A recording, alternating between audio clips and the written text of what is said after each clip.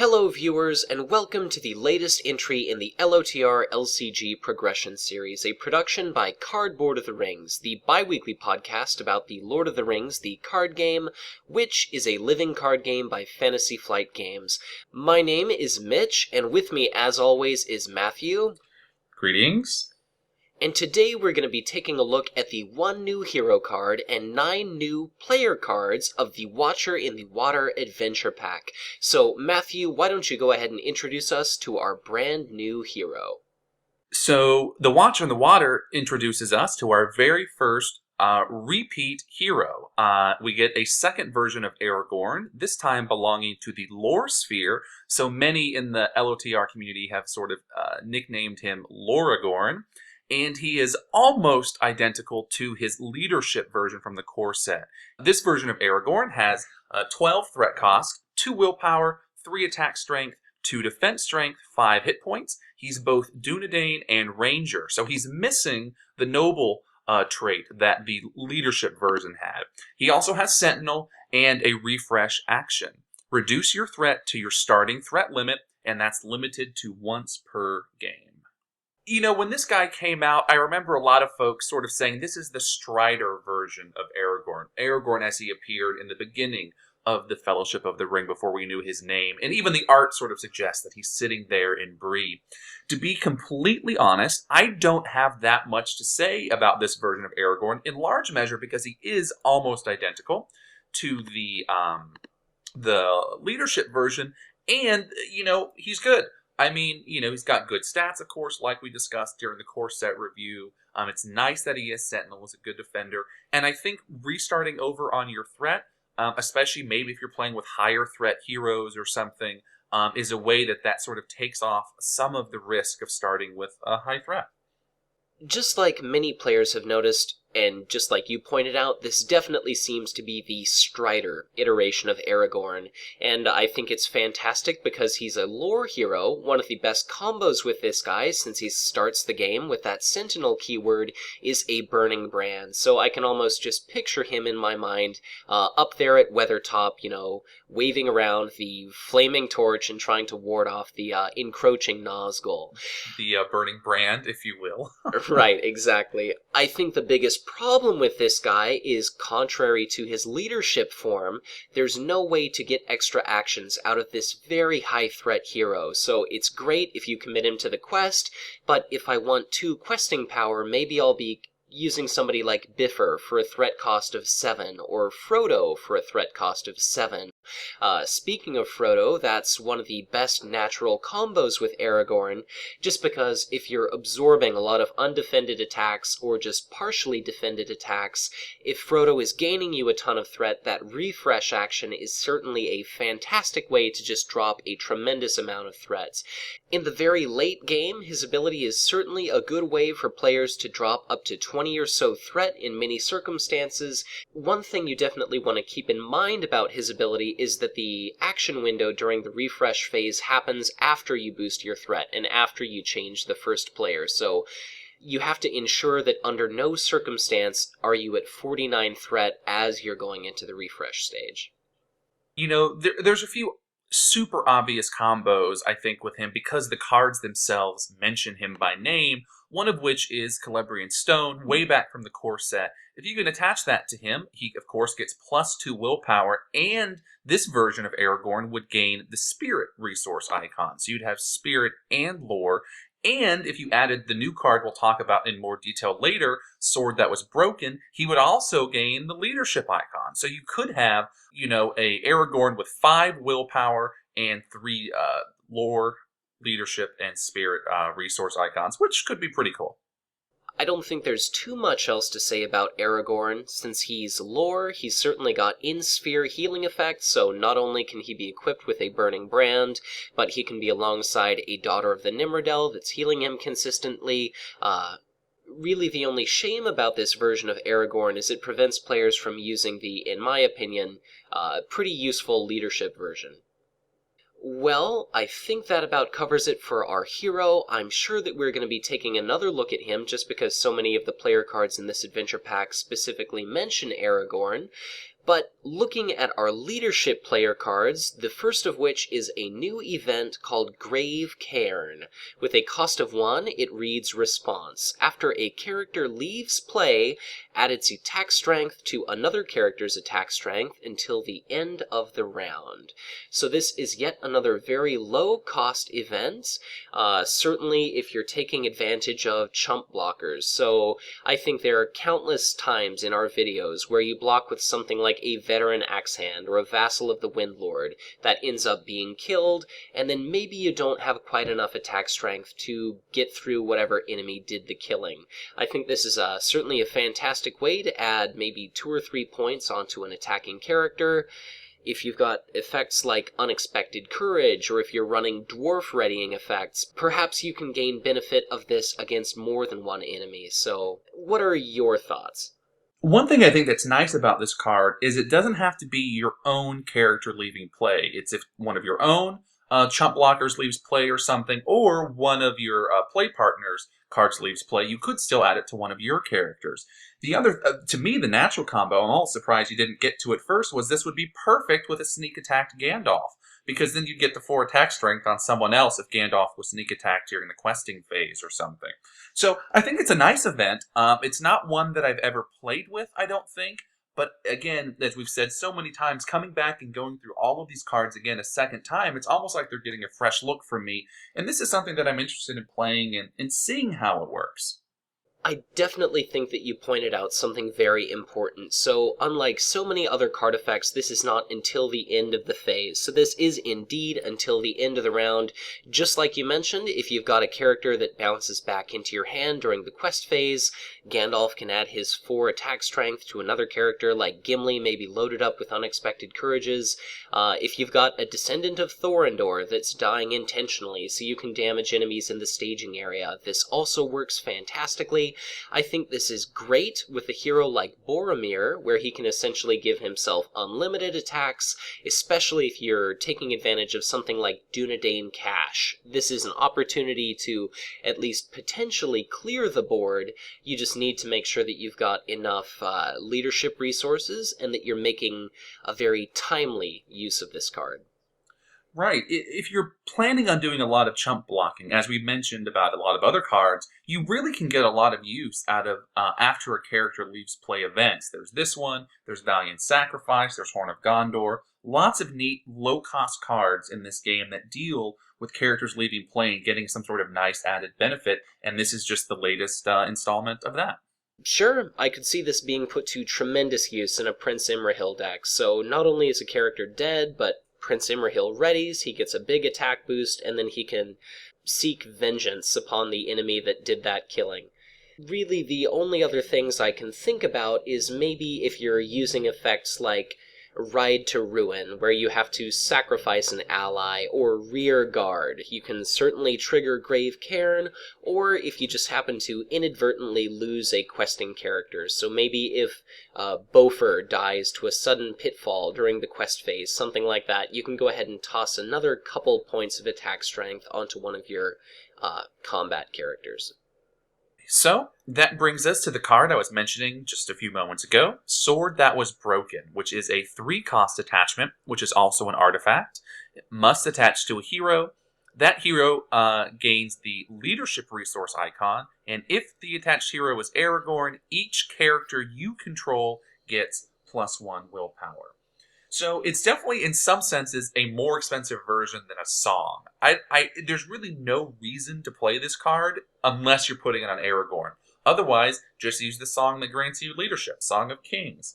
It also sort of reminds me of a mini Dane, in that Dane globally pumps all dwarves' willpower by 1. This would only pump all characters, but the character, but only on the side with Aragorn. So I'm not sure that this is a card I've ever seen anyone play. I certainly think it's good, and it's perhaps worth including in a deck. But it just, it isn't quite as powerful, I think, as Dane's global boost for the dwarves. I certainly think this is a very cool card. So the Sword That Was Broken is essentially the shards of Narsil, which Isildur used to cut the One Ring from Sauron's hand during the Battle of the Last Alliance.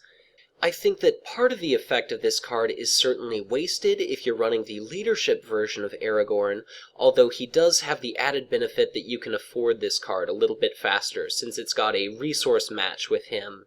I like that you have in-sphere access to Faramir, so not only are all of your characters you control getting +1 from Sword That Was Broken as soon as you slap this onto Aragorn, but Faramir can pick a player, probably the player with the most allies, hopefully the character with Aragorn, to give them an additional +1. I certainly work this combos very well with effects that kind of mass allies onto one side of the table. So if your partner is running effects like Wandering Took or Rider of the Mark, where he can transfer control to you, you're certainly going to be seeing much more of a willpower benefit. If you're able to run a lot of cheap allies like Snowborn Scouts, Guard of the Citadel, Vassal of the Windlord, really anything that costs just 1 or 2, I think this can be a tremendous source of questing capability. Yeah, the only other thing for me is, unlike the Calabrian Stone, this isn't a restricted attachment, so you don't have to worry about taking up one of 2 precious restricted slots. So, next up is the Tactics Sphere, the first new card of which is an ally named Watcher of the Brunnen. It is cost of 2, with 0 willpower, 1 attack, 2 defense, 2 hit points. It has traits Noldor and Warrior, and the Sentinel keyword. Watcher of the Brunnen does not exhaust to defend, and has the forced effect, after Watcher of the Brunnen defends, either discard it from play, or discard 1 card from your hand.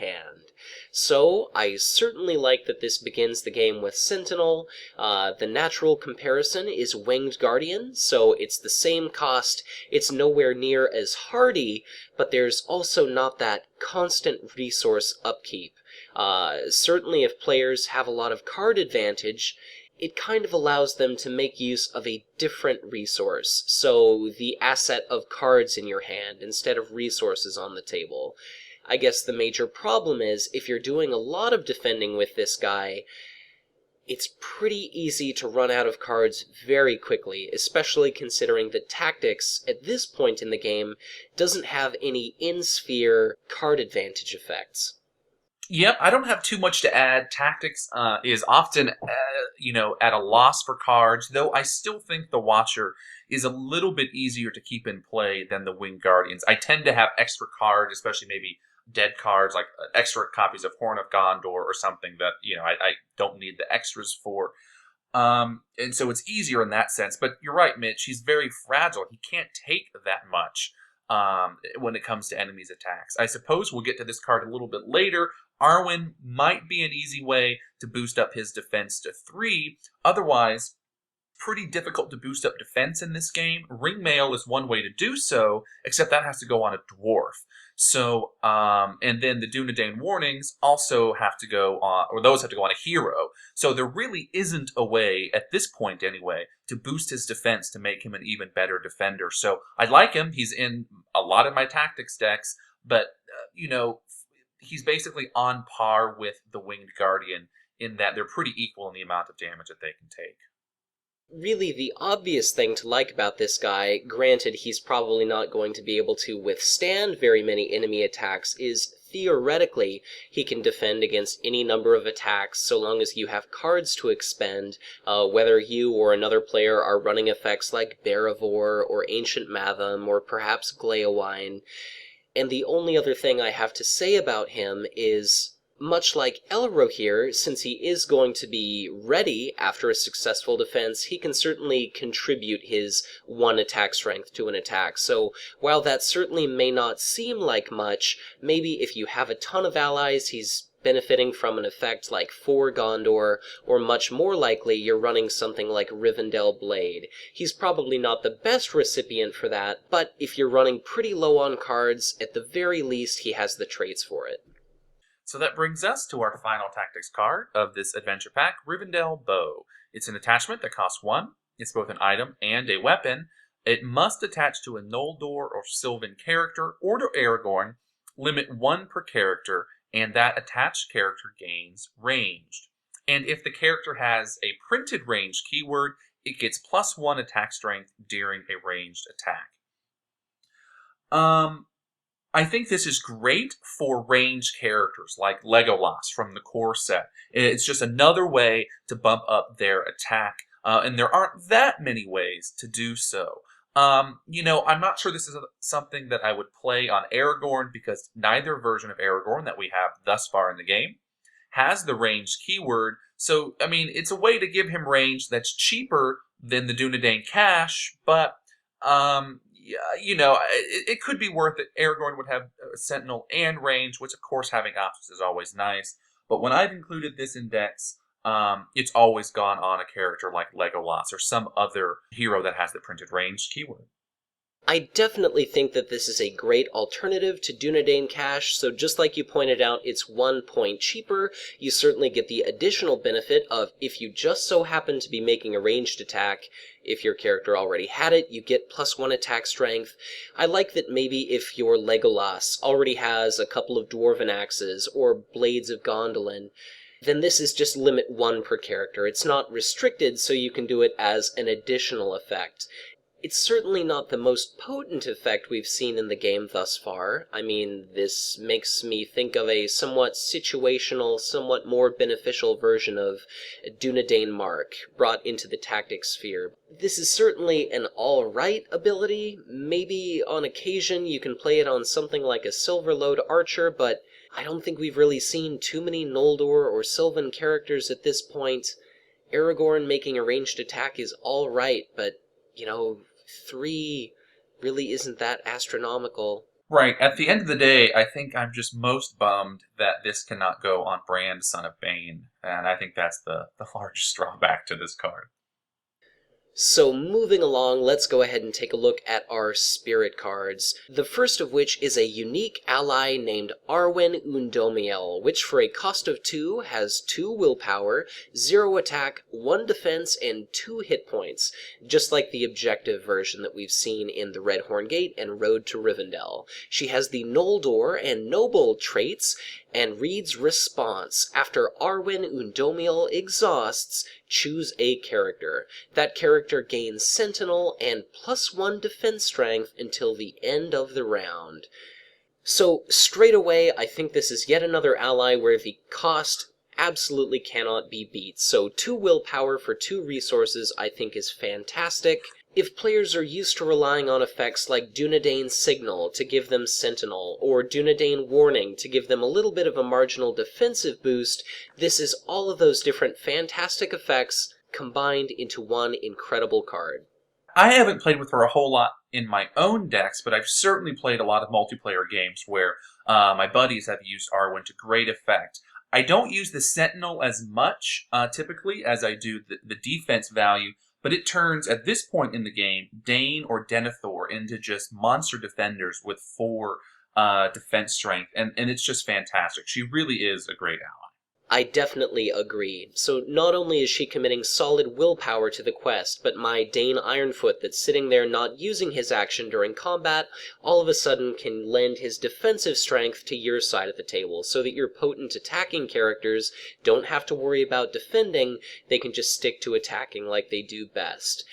There's that defensive boost that makes characters even less likely to take damage, and just like you mentioned with Denethor, if you've got a Burning Brand that you can slap onto him, 4 defense strength, even though he's only got 3 hit points, means there's very little that's actually going to be able to go through that.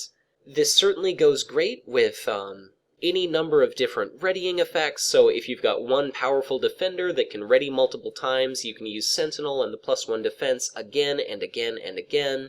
Boromir would probably be a natural combo with this card, just because he can take as many actions as your heart desires. And once we talk about our next card, it's going to be pretty important for people to have unique Noldor characters in play, and Arwen Undomiel is one of those. Right, so Elrond's Council. It's a 0-cost event. Its action reads, if you control a unique Noldor character, give another character +1 willpower until the end of the phase, and lower your threat by 3.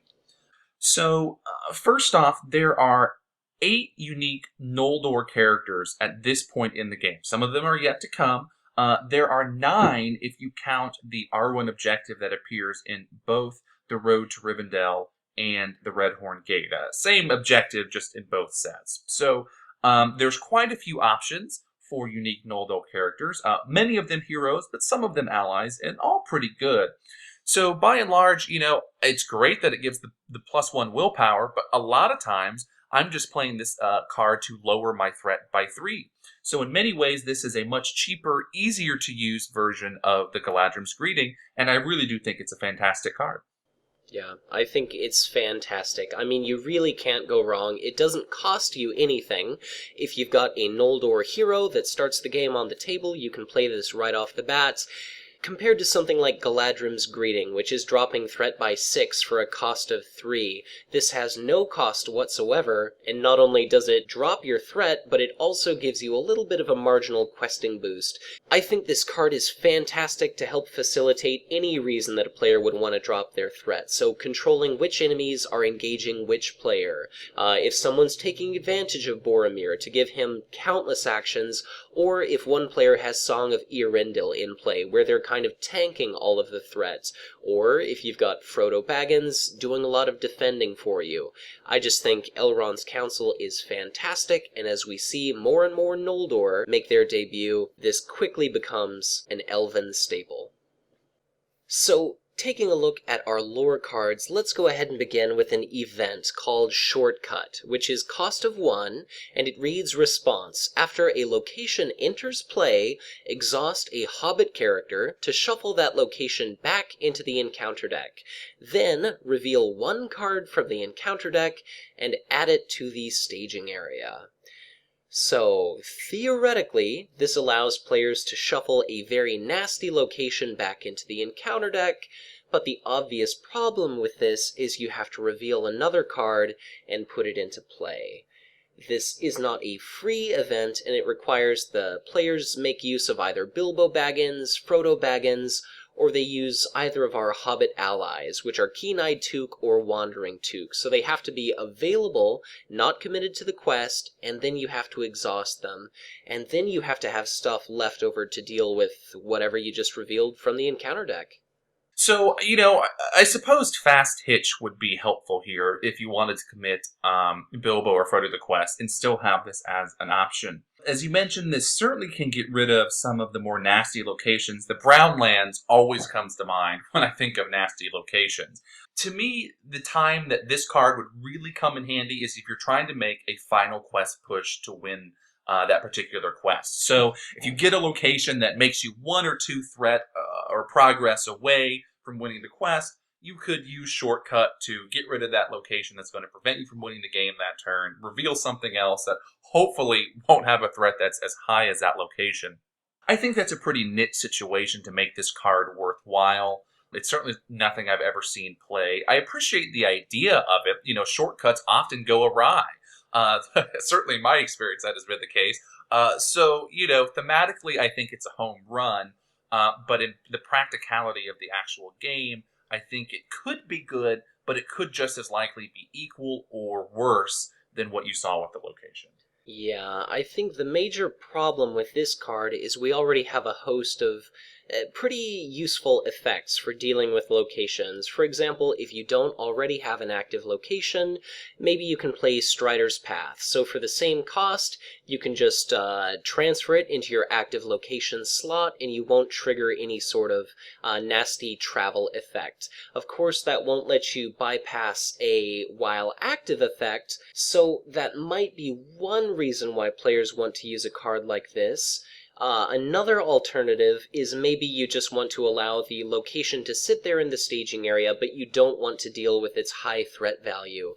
Of course, then you've got your lore staples secret paths to nullify the threat for 1 turn, or maybe, if it's an underground location, you've got Bomber that you can take care of. West Road Traveler is certainly another opportunity to avoid nasty travel effects, so really, this could be useful for getting rid of something that sits in the staging area and has a really detrimental effect, or something that, while active, has a really detrimental effect. I just think that this is an extremely situational card, and until we see way more Hobbit synergy, I'm just not going to be putting this in my decks. While Shortcut probably doesn't get a lot of love, I think our next card, Legacy of Durin, is much more well received. It's a 1-cost lore attachment, it's a condition attachment, and it must attach to a dwarf hero with a response after you play a dwarf character from your hand, draw 1 card. I will say that I don't play a lot of lore, as you guys have noticed already, so this isn't a card I've used a lot, but I've certainly seen it get a lot of use when playing with my buddies. So I think it's certainly fantastic in a dwarf deck if you're including lore, especially because if you're playing a dwarf deck, you're probably not going to be using Bilbo or Paravor, combining their names there. Sort of the more natural ways, I think, or easier ways, perhaps, to gain card advantage. So it certainly is a fantastic attachment. I certainly think that this is incredibly powerful. It's very much reliant on when you draw this effect, so I think this is a fantastic first turn draw, where you can drop this into play. As soon as you play a dwarf character, you draw a card. Maybe you end up drawing another dwarf character that you can play, and then you draw another card. So it kind of has a little bit of an ability to trigger exponential card advantage here. But if you draw this late game, if you draw multiple copies, it's certainly not doing you nearly as much good. I definitely think this is an incredible effect.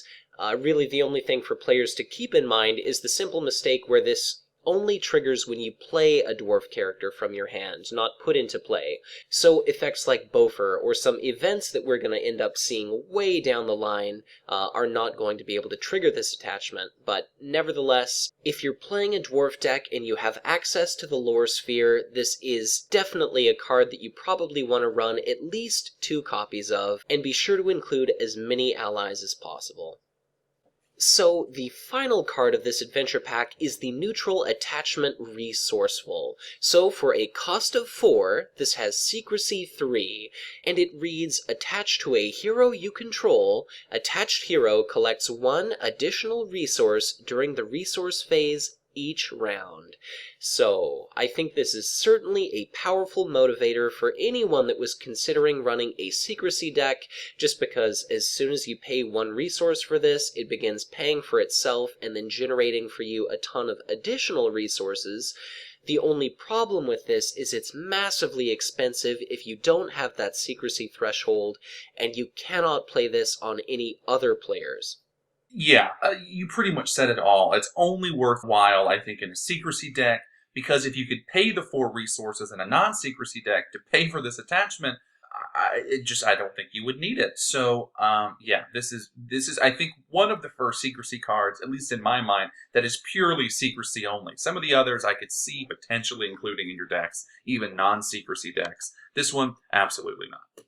Certainly, for anyone that's bothering to run a secrecy deck, I think you need to auto-include 3 copies of this, just because, especially if you get it in the early game, it can make an incredible difference in how successful your deck is.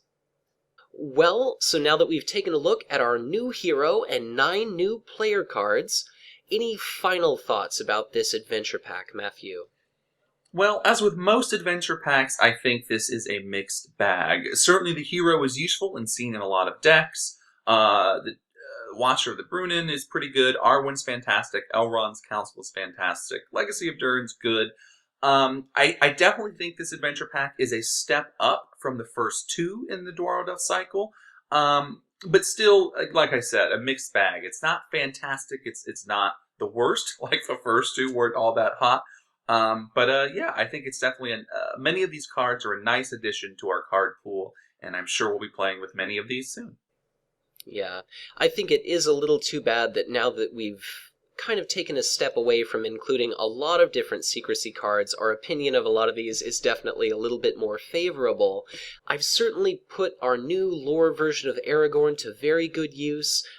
He normally sees play in a deck that includes a hero that we've yet to see in our progression series, but I think he's got fantastic potential, especially with a Burning Brand. He's just a stellar defender. A couple of the leadership cards we've seen are certainly useful here and there. The tactics cards, some people absolutely love the Watcher of the Brunnen, but so far as my own playstyle goes, I'm not quite as partial to Noldor decks. Arwen Undomiel is absolutely fantastic, as is Elrond's Council. Legacy of Durin is just absolutely godly if you're playing lore dwarves, and if you're bothering to play secrecy, then resourceful is an auto-include, just like we said. And in fact, I think it might be enough of a reason for players to consider playing secrecy in the first place. But I think that brings this adventure pack to a close, so as always, thank you for joining us in yet another player card review video. If you enjoyed it, be sure to hit that like button or subscribe to our channel if you have not done so already. If you've thought of any clever uses or had any particularly memorable or unique play experiences with any of these cards, be sure to let us know in the comments below. Up next is going to be our actual scenario playthrough for the Watcher in the Water, and we'll see you guys next time.